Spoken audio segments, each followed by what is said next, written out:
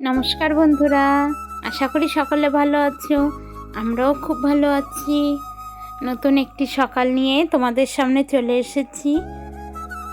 দেখো, সকাল সকাল আমার রান্না সেরে ফেলতে হয়। তো দেখো, আমি এখানে বসে গেছি মাছ কাটতে।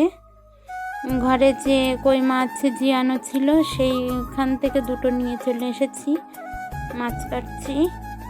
দেখো, আশেপাশে আজকে খুবই কুয়াশা।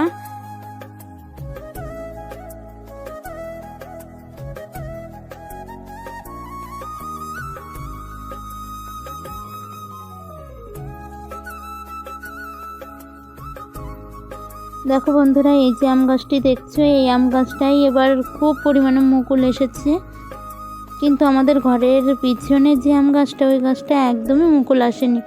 ওইটা আসলে কলপের গাছ, তো এক বছর আম হয় আর পরের বছর আম হয় না। তো দেখো, এবছর এই গাছটায় খুব ভালোই আম হবে বলে মনে হয়।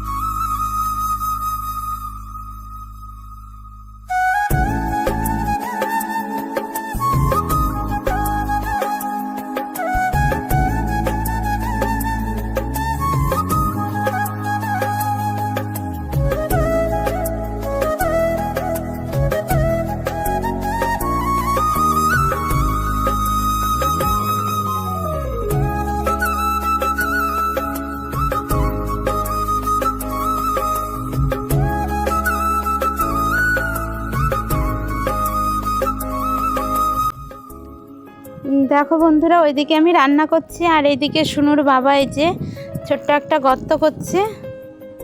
তো এটা হচ্ছে হাঁস থাকার জন্য। এই যে সামনে যে পুকুরটা দেখছো, এই পুকুরে আগে অল্প জল ছিল, তো এতদিন এইখানেই থাকতো। কিন্তু এখন দেখো, একদমই জল নেই। পিছনে আমাদের দুটো তিনটে পুকুর আছে ঘরের পিছনে, কিন্তু ওইখানে তাড়িয়ে দিলেও হাঁসগুলো ওইখানে যেতেই চায় না, ও এখানেই থাকবে। ওই জন্য ছোট্ট একটা পুকুর বানাচ্ছে।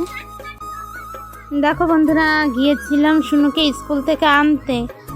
তো দেখো, আমি কথা বলছিলাম ওর ফ্রেন্ডের এক মায়ের সঙ্গে ওই পিকনিকের ব্যাপারে, আর ও এদিকে হাঁটতে হাঁটতে চলে এসেছে। কত দূর চলে এসেছে তুমি দেখো, আমাদের বাড়ির কাছেই চলে এসেছে।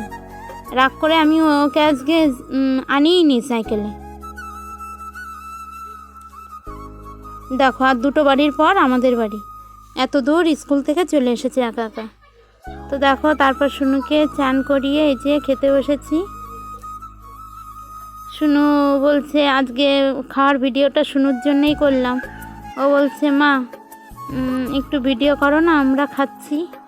তো ওর জন্যেই আজকে খাওয়ার ভিডিওটা করলাম।